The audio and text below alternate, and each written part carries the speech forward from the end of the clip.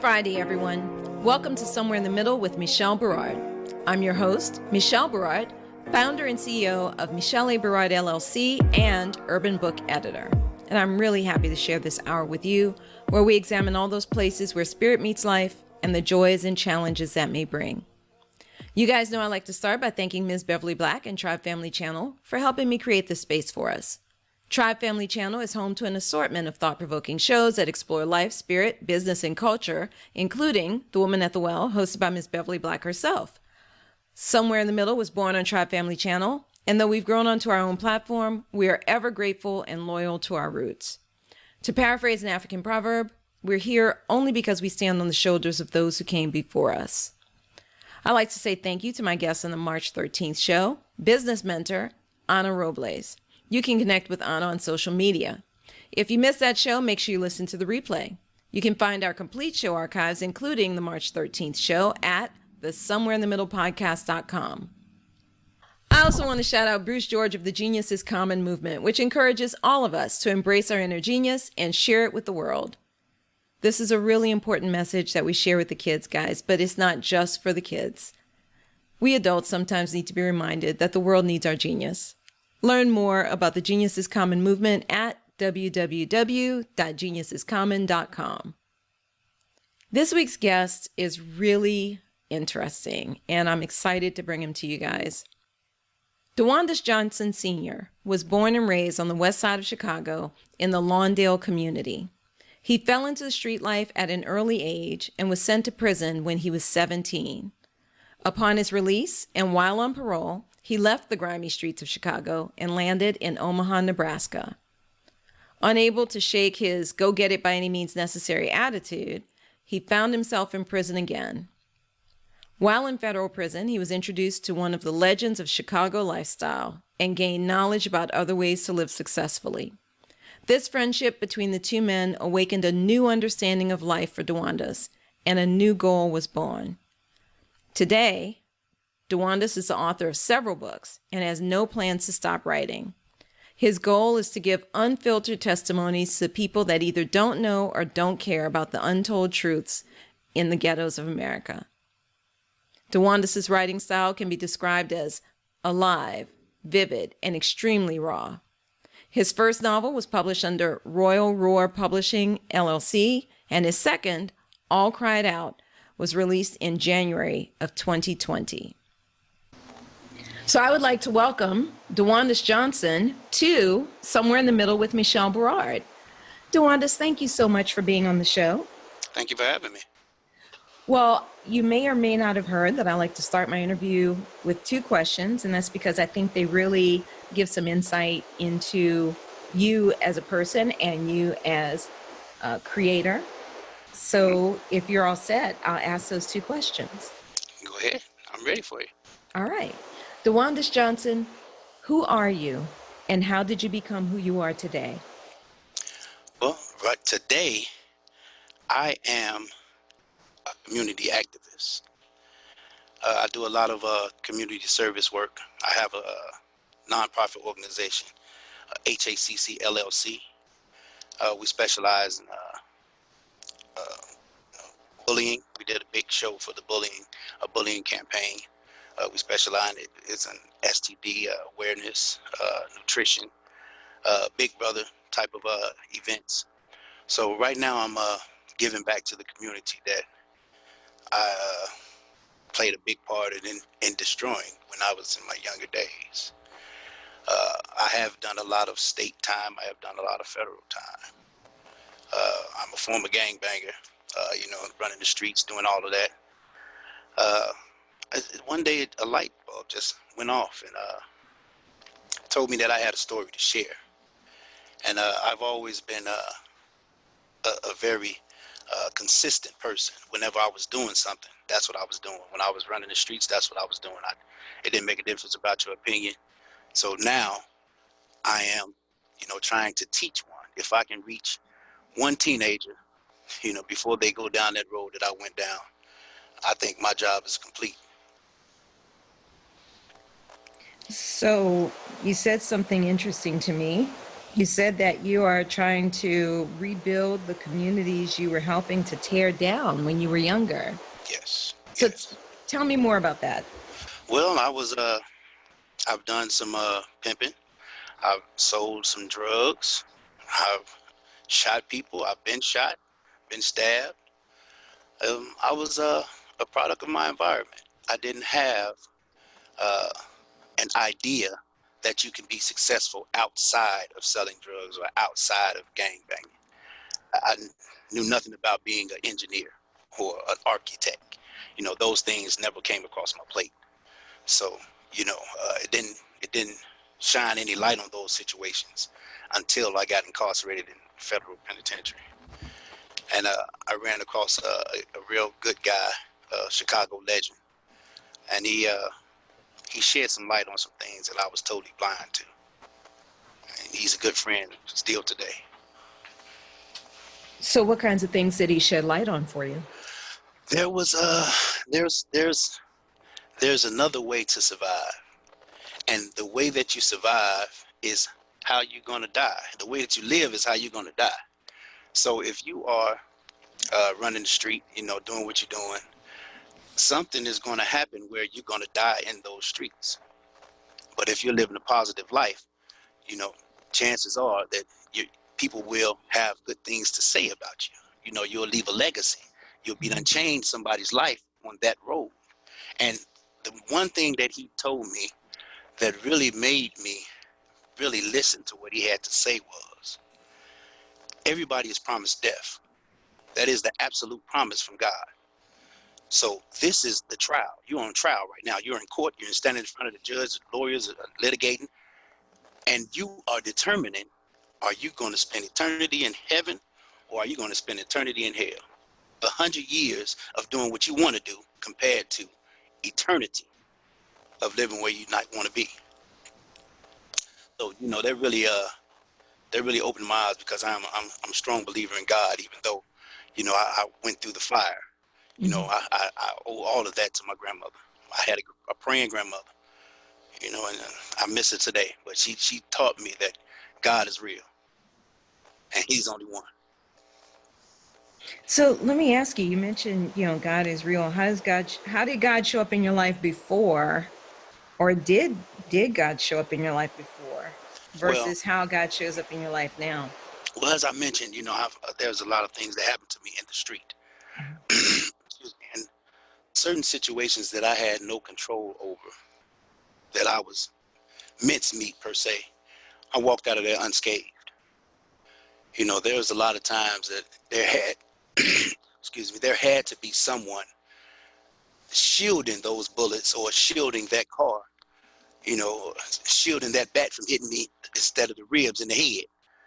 There was always, I knew that there was always some type of divine intervention, because I didn't care. I was ready to die for, crumbs or my respect. It wasn't, like I said, I was immense. I was drowning in the streets. Well, you said you were willing to die for, did I hear that correctly? You were willing to die for drugs or for your reputation? Yes, I was willing to, I had a point to prove. I was under I was pushing the thought that if you were willing to die for your respect, you will be amongst the elite, because most are not ready to kill for their respect. I feel like I want you to elaborate on that, because I'm not sure that everyone understands what that respect means in that context. So in the streets, there are the top dogs and there are the survivors. There are the gorillas, and then you have the monkeys, the little guys that run around and hustle for shoe money and, try to survive. Mm-hmm. Then I wanted to be the gorilla. I wanted to be the one, when I say, this is what's going to happen, that's what's going to happen. I don't need you arguing with me. I don't need you asking me no questions. That was my mentality, to dominate with fear. Because if you try to dominate with love, the one that's supposed you think is loving you is the one that's going to decapitate you out there. So it was always be the toughest I can be. You know, never back down from a challenge. Mm-hmm. And stand 10-toed on whatever I was doing, even if I was absolutely wrong. There was no apologizing. There was no, maybe we can do it this way. No. However I see fit that it was supposed to be done. Now this is from 12 to 19. I was just, you know, I was misguided. I was, you know, being raised by crackheads and dope fiends, you know, and gangbangers. So, you know, I didn't have, like I said, I didn't have any other ambitions to reach for. I wanted to be a drug kingpin. I wanted to have blocks. I wanted to be able to buy my mama the big old house and drive in the nice cars, you know, have all the women and have all the clothes. That was me making it in my brain at that time. Mm-hmm. So, you know, today I was a total fool now that I look back at it. You know, it was buffoonery at its finest. So, well, but I mean, that was what was modeled for you, I'm presuming. Yeah, that was all I seen. That was all I seen. It wasn't no. I had good teachers, you know, when I was going to school, but school was school. Mm-hmm. You know, I'm only at school for 8 hours. Right. After I get out of school, I'm running the streets and doing what I'm doing. I'm barely going to school. You know, so.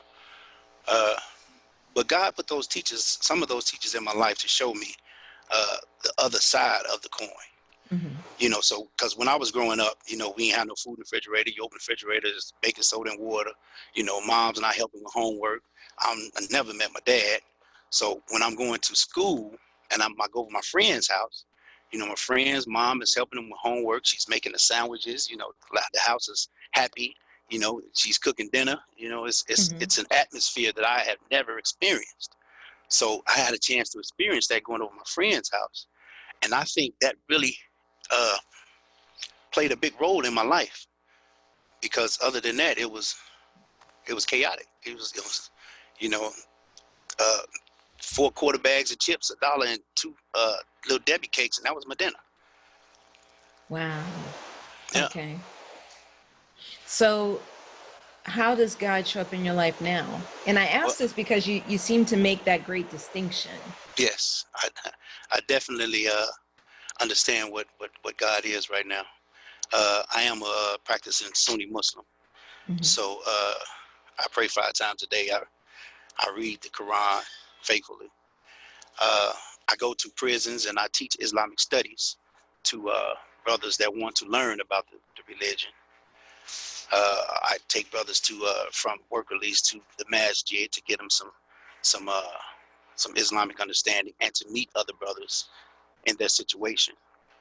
So right now I pride myself on being a model for survival when you come out of those gates, because I did, you know, take my shahada, declare my faith within those walls. You know, so the first thing I tell the brothers when I meet them is, I could have been your cellmate right now. I could be sleeping on top of you or below you right now. Mm-hmm. But I have chosen to do right. I have chosen to walk another path. And it's very enlightening. You know, it's very, I never had something to cling to that I felt that it was absolute truth. You know, and Islam gives me that. Islam gives me direction. It gives me focus on the important things. You know, so like I said, I had a praying grandmother. You know, even though she was not a Muslim, mm-hmm. she loved God, and I know that he heard those prayers that she was sending up to him. So you said a term I'm not familiar with. Shahada? Yeah, so tell me about that. What is that exactly? So Shahada is the Islamic word for a declaration of faith. Okay. And that declaration is that I bear witness that there is no God but God, the God, and that Muhammad, sallallahu alaihi wasallam, peace and blessings be upon him, is his last messenger. And so, do you mind sharing with me the significance of doing this in prison for you? Well, I think that was the only way that it was going to happen.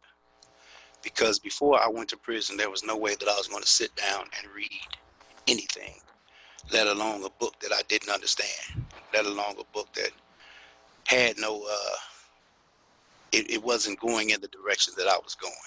Mm-hmm. So I think that I know that Allah set me down so that he can give me that. And that was the only way that I was going to get it. That's the only way that a lot of brothers are going to get it, Mm-hmm. is being confined and stripped of all the other stuff that distracts you and made to just focus on this, because the Quran shines bright when you are entangled in this page, when you are paying attention to what God is telling you. It all just falls into line, like everything starts to make sense, you know, and that's what keeps your attention, because, you know, it's like connecting the dots. You know, you always wanted to know, how can I get from this dot to that dot? And it's in the book. Mm. Now, so tell me about this. Is this part of what's in your book that you have out right now, is about your journey? Well, no. So the first book I wrote is called Would You Kill for Me? And that's kind of more geared to my personal life. Okay. But this book, Cry Baby Cry or Not, the first release, is geared to a 12-year-old girl. She was raised by a deaf and mute mother named Jackie, and Jackie is so filled with so much hate about her situation that she pours that hate into her daughter. Mm-hmm. Like, don't listen to the TV with the volume up. Don't Mm-hmm. talk to me, sign to me. The little girl can hear, Mm-hmm. and she can talk. So one day, little girl gets frustrated. She gets mad, beat her mom up, and run away. When she runs away, her mother kills herself. Oh. So now she's in the streets of Chicago. She knows nothing about survival at all. She knows nothing about gang banging, selling drugs, prostitution, pimping, hence the name of the book. Cry Baby Cry or Not. Are you going to succumb to your surroundings, or are you going to rise above and be who you're supposed to be? Mm-hmm. But the gist of my realistic fiction is not all stories have happy endings. This is where we get the gang bangers, the drug dealers, the pimps, you know, from neglection. You know, and Trina is she's being led by some lost kids in the street too. So she experiences prostitution, she experiences murders, she experiences gang life, you know, and she's trying to find her way behind people that don't know their way either. And so you've already given a little bit of a hint here, no spoilers, that this may not be a happy ending. Yeah, and you know, it's I want people to understand that, because this book is not for the faint-hearted at all. Mm-hmm. This is a realistic situation where it happens every day in the ghettos of Chicago, New York, London, Scotland, everywhere. This happens all the time, from neglected kids being told to find their own way. So Trina, she's 12. She has a hard time. She's a victim of she falls into a child pornography ring. She's a victim of statutory rape. You know, so this is a journey that it's very emotional. It opens a lot of scars for people that have went through what Trina is going through in Cry Baby Cry or Not. So what do you think is the benefit of, reading these books, and who is your audience? Who needs to read these books? People that experience these situations. I think that, people don't like to talk about what they've endured. They're ashamed of, admitting that they were molested, or, they were a part of some sex ring, or, my purpose for writing this book is to give some courage to those people, to say that you're not the only one that this happened to, and it's not your fault. A lot of people go through this, and in order for the healing to start, you have to acknowledge that you are hurting. Even though we've masked it up and, put it in the closet and threw all the junk on top of it, it's still there. We know it's still there. So my purpose is to try to get that closet cleaned out. So let me ask you this, because this is obviously about a little girl. Hmm. And, you know, we have had in recent years some men coming out talking about the sexual violence that they've experienced, or sexual abuse that they've experienced. Are we finding that this is kind of an equal opportunity problem Yes, for definitely. kids in the street? Definitely. I was a victim of statutory rape when I was 5. I wouldn't say it was statutory rape, but I was a willing participant because, a boy messing with an older girl, yeah, I'm doing something. But really, now that I look back at it, it kind of psychologically messed me up too. I didn't value sex like it was supposed to be valued. I didn't put any emotion with it. For a long time, I did that. And, it's definitely a two-way street. You have more women, feeling that they have a problem with it than men, because it's kind of like a macho thing that you had sex with an older girl. Mm. But it still messes with you. It's still some things that mess with your psyche. So the next book that you have coming out, you have a book coming out in January, yes? Yes, the sequel to Cry Baby Cry or Not. It's just called Cry Baby Cry. The sequel is called All Cried Out. Mm-hmm. So now it's 12 years later, 10 to 12 years later, and Trina and her friend Mimi come back together. And Trina has fallen to the street life. She's not in the streets. She's a contract killer, and she takes contracts from hierarchy, businessmen of Chicago. Mm-hmm. So then you have Duke. Duke is more of a community activist, and he's been, on the streets advocating. This is not where you need to be. He's out there, talking to the teenagers, giving them jobs, buying them shoes. He's hands on with this situation until he comes into a crossroad where his brother-in-law is murdered by a young man in the street. Mm. And he's torn between valuing the lives that he's been trying to save, or taking this life that took his brother-in-law's life. So, it's kind of layered Mm-hmm. to show the depth of streets of Chicago. So is Duke loosely based on you? Duke is actually my nephew's name, so I would probably say yes. I see a lot of similarities to me with Duke. He is a Muslim, and he's a very charismatic guy. So I would say, yeah, I would equate him to me. So what kinds of things, tell me about your community activism. I'm curious about that. So what's the name of your organization again? HACC LLC. HACC, what does that stand for? Heavenly Arms Child Care. It's a acronym from me and my wife's daycare center. Oh, okay. So we specialize in teen pregnancy, STD awareness.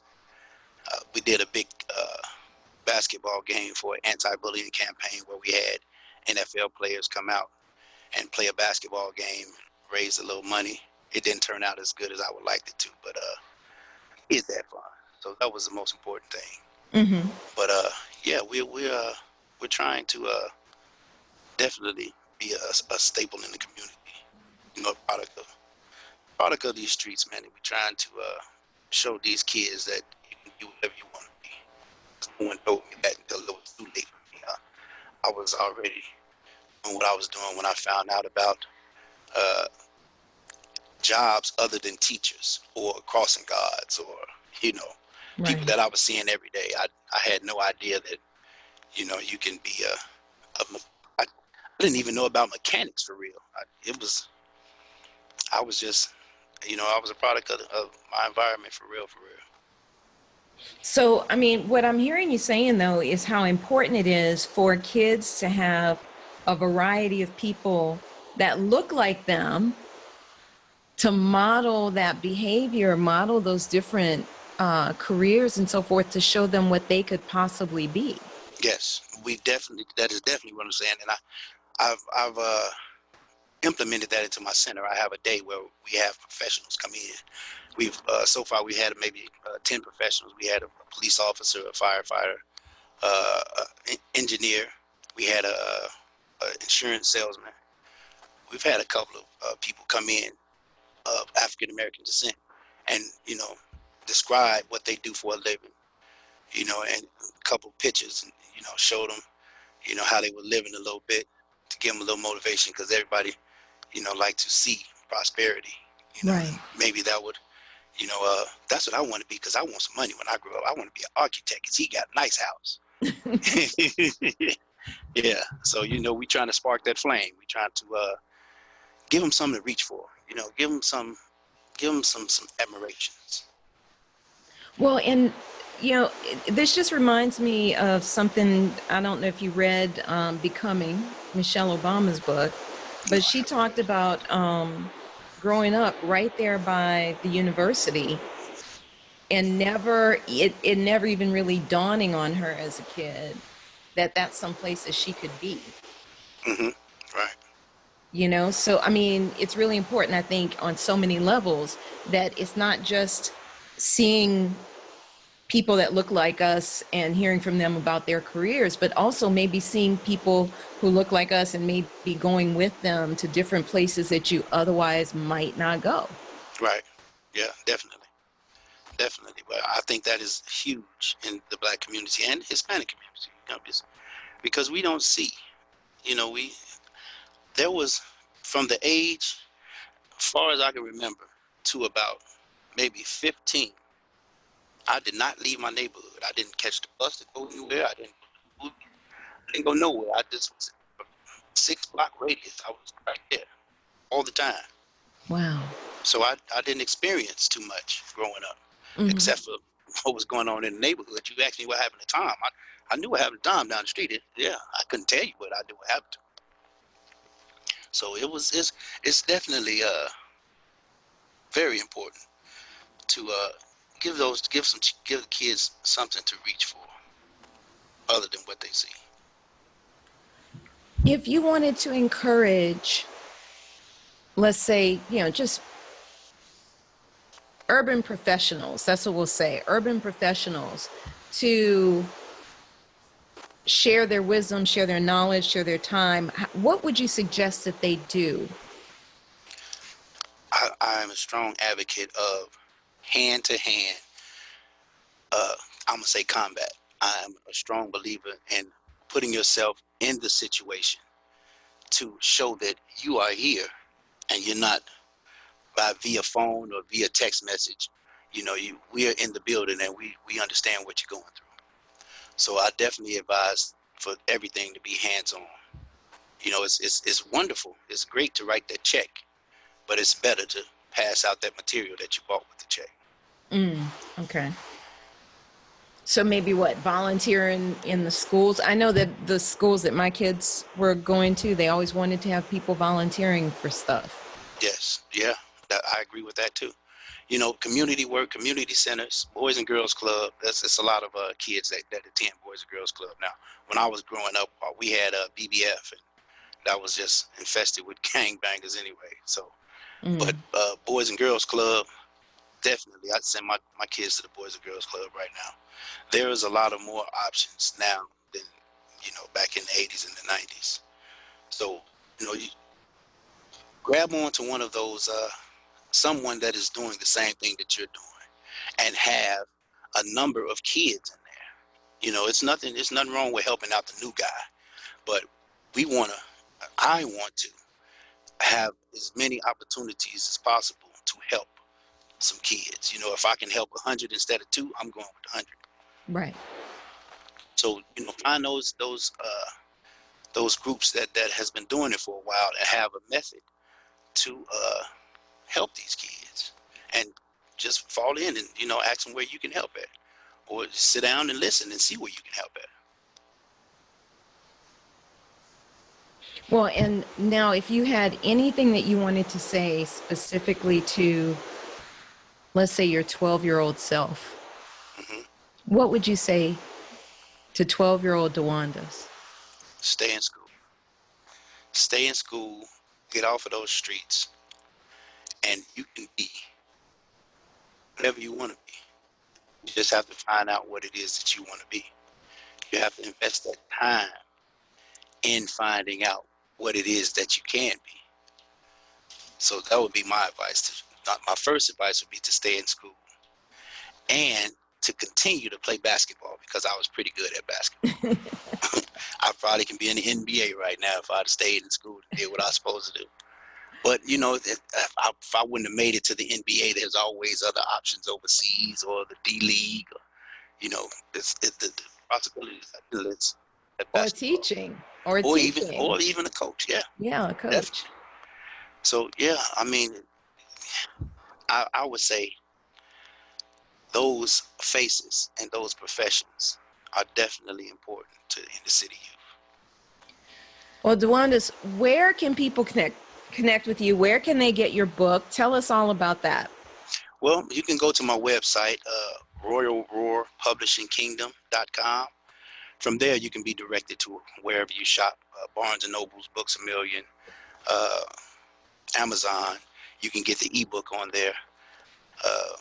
I'm also in Canada. I'm also in the UK. It's Royal Roar Publishing Kingdom.com.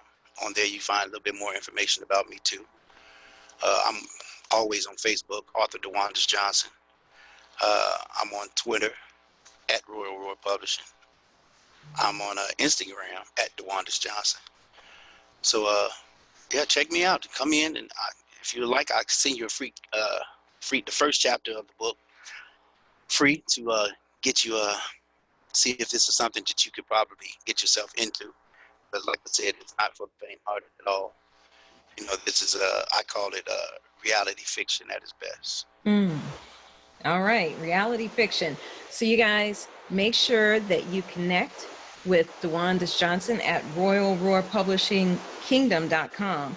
And also you can get him on Facebook and Instagram, author DeWandus Johnson. Yes, is that correct? That's right. That's correct. And also at Royal Roar Publishing. That's your Twitter handle, right? Yes. Perfect.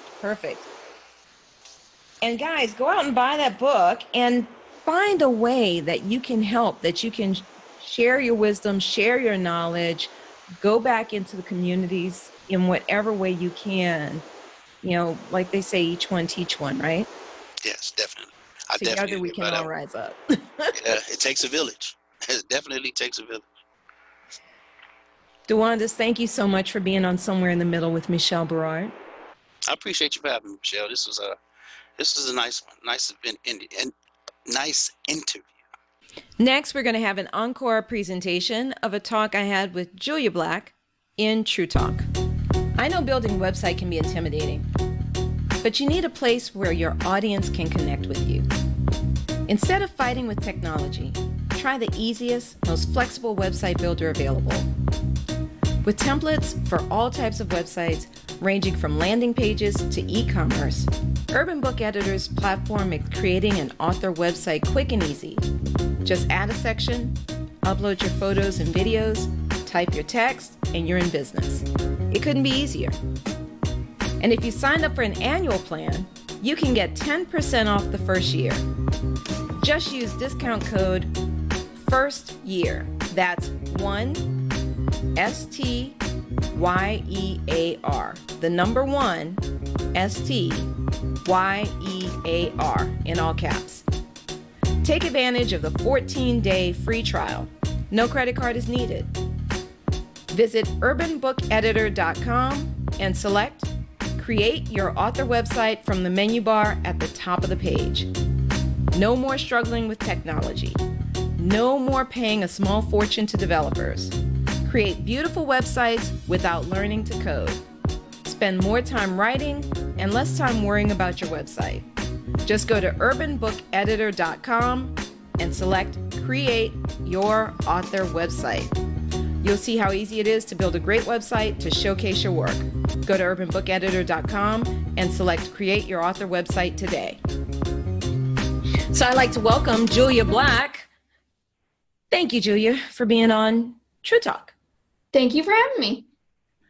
Well, you and I, we have all these conversations offline and on the show, but we were talking about dealing with things that are upsetting to us or that we feel are traumatic to us in some way. And so what are some of the ways that you think that we can deal with things that happen to us that we find upsetting or that we have some kind of feelings about? I think the biggest thing, honestly, is to actually stop and deal with them. I think right now it's so busy because we're being pulled in 20,000 different directions. I think it's really easy to get distracted by work or social media or TV or whatever and not actually deal with things that happen. As you have an emotion and then you get really upset and then you focus on the emotion without actually trying to work through any of it or pause to think about why the emotion is happening. I think acknowledging emotions and working through them is kind of an important part of the process of just kind of dealing with things that happen. Well, and I know you're going to say, Michelle, you're so old school, but I also think sometimes we get really upset because I know this about myself and I see it with other people. Sometimes we get really agitated and upset about things that are not that serious. Mm-hmm. And part of it is, I think sometimes we haven't dealt with something else, and therefore whatever this other thing is triggering us emotionally, and we lose our cookies. So I think I mentioned to you before, when we were talking before, for me, if I feel completely powerless or I feel like someone is not hearing me, like they're just almost purposefully not hearing me, I lose my cookies. I will lose my mind.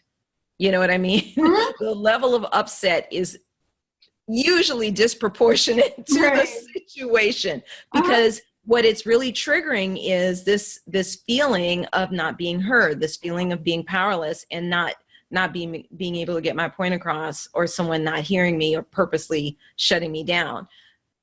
And I think that happens more often than not. And then everything gets labeled as being so traumatic and so difficult, when really it's not necessarily that it is.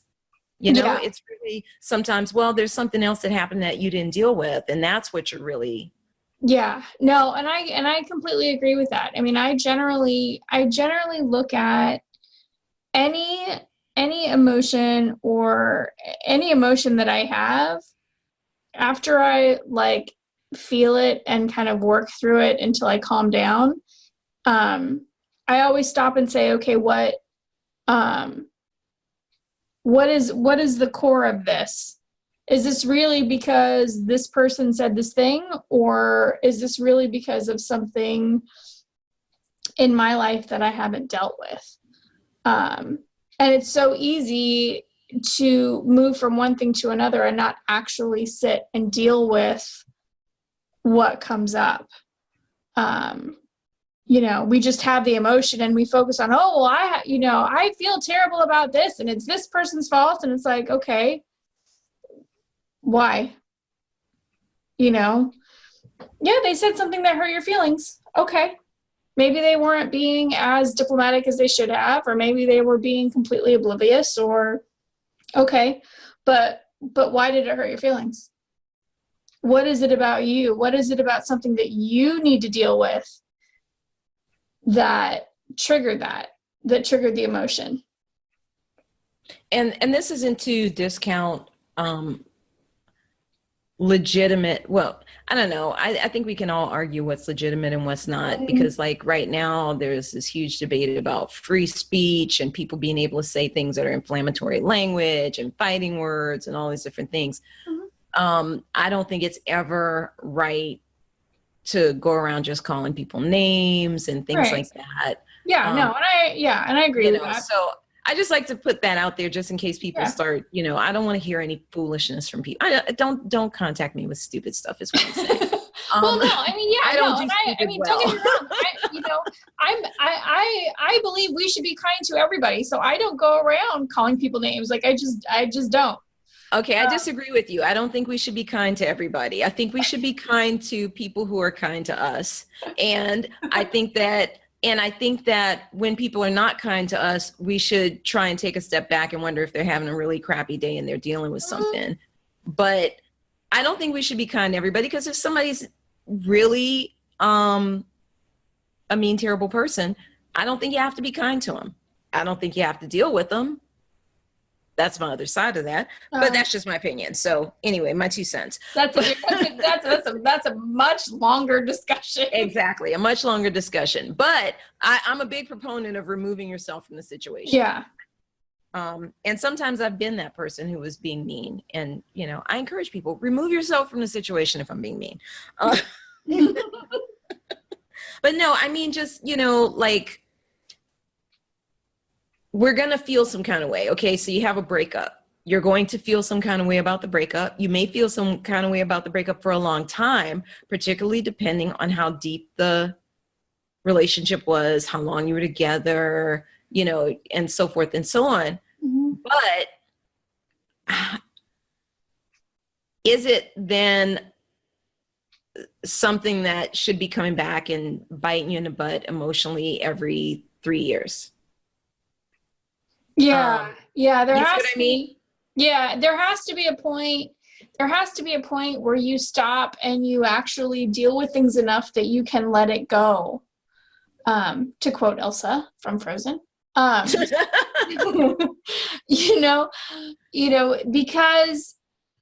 it's vitally important for your own health, for your own mental health, to forgive and actually let things go. Because otherwise it just sits there and it stirs up and it becomes this giant ball of negative energy that just kind of sits in your body. And that's just not a good thing to have.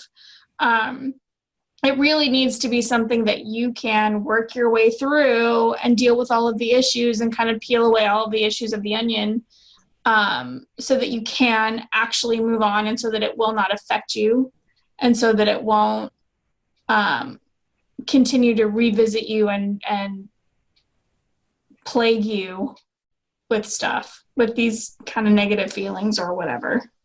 Well, and I'm going to actually, I listen to Abraham Hicks. Mm-hmm. I love that. And one of the things that Abraham's always talking about is this: there shouldn't be anything to forgive. There's no need to forgive anything, because you shouldn't be condemning anyone or anything. Mm-hmm. And I think that's really, because that's the issue that I have with, forgive. I'm like, well, if you have to forgive somebody, then you're saying that they did something wrong to you, which means that but why do you have to forgive them even if they don't ask for it? You know what I mean? To me, that whole term forgive is problematic. Yeah. Because if I have to forgive somebody who didn't ask for my forgiveness and doesn't feel like they did anything wrong anyway, because otherwise they would ask for my forgiveness, right? They'd apologize. The term is problematic, and I see what you're saying. But then we can go back to let it go. What I was going to say was, though, is that I think that I like the Abraham Hicks approach a little bit more in saying maybe it's what we should be doing is shutting down our judgment of what happened, which is basically the way I interpret it. And if anybody's a big Abraham Hicks student, feel free to correct me if I'm misinterpreting this. But the way that I interpret it is the reason that we feel this way is because we have put a judgment on the experience, whatever it was, as opposed to just kind of accepting that it is an experience that we had.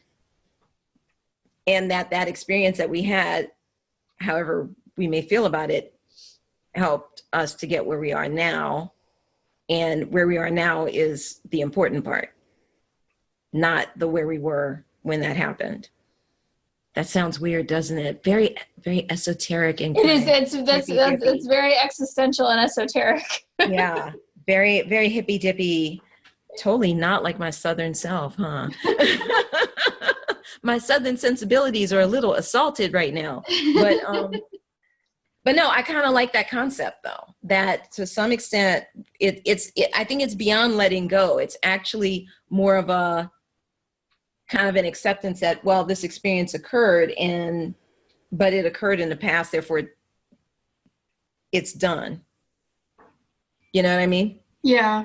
And But getting to that point and saying it happened in the past and therefore it's done, and not letting it affect your present is the issue. Because you can't just, because I am one of those people that I logic my way through emotions. mm-hmm. And that's how I process them. I have an emotion that I don't understand. I stop and I think about why I'm having that emotion. And then I go, well, that doesn't make any sense. I shouldn't be having it. Here are the reasons why I've dealt with it, or this person doesn't affect me, or it's a stranger and they don't like me, so who cares, right? So I'll just use logic to get my way through it. But I still have to go through a process. I can't just say, okay, well, that happened in the past and therefore it doesn't affect me. There's still, for me at least, has to be a process to deal with it.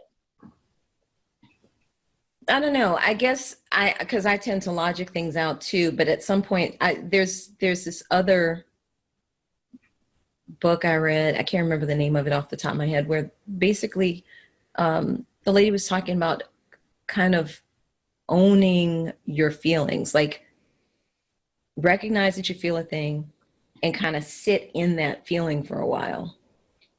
Mm-hmm. And in acknowledging the feeling and sitting in the feeling for a while, that's how that feeling can be released. And that seems like a good approach as well. I'm not sure that any of this, what we're saying, is actually different though.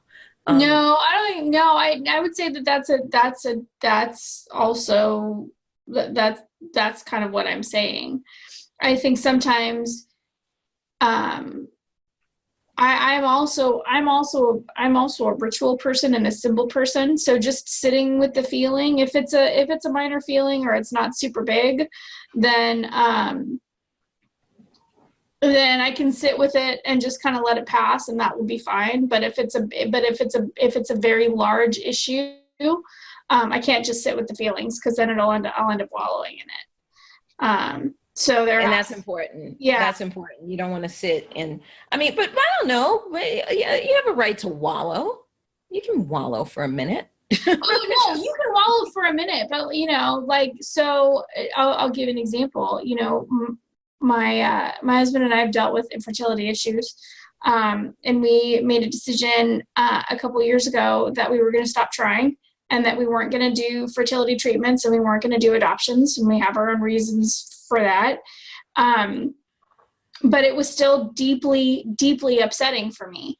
And I knew all the reasons why it was deeply upsetting, and I dealt with all of those issues, but there was still a really big feeling involved. I was depressed for months.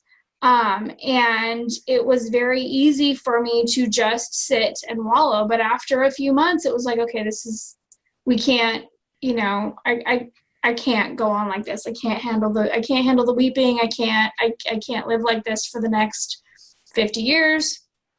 How is this going to change? What do I need to do to make sure that this changes?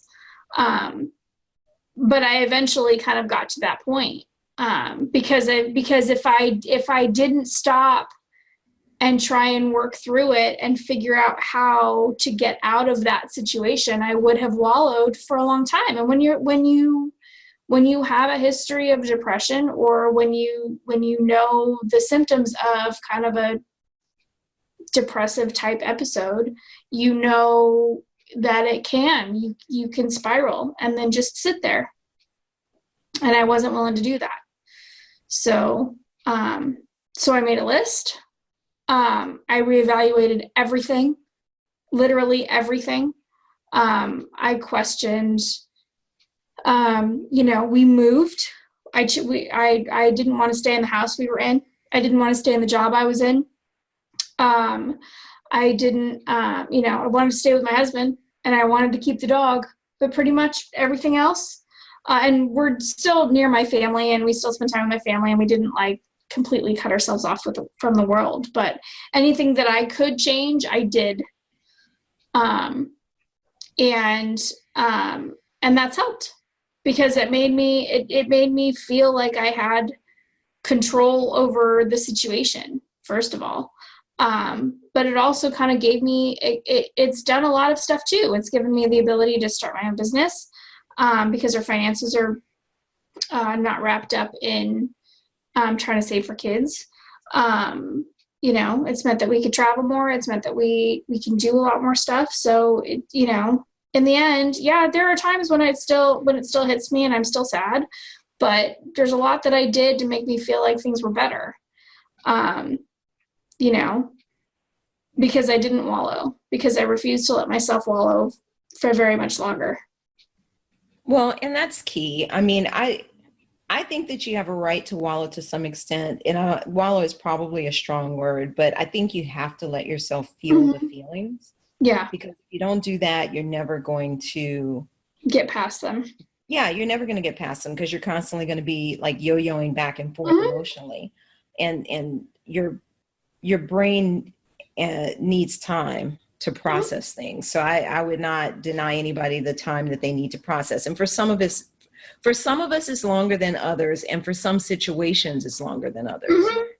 But I think ultimately we definitely should not wallow.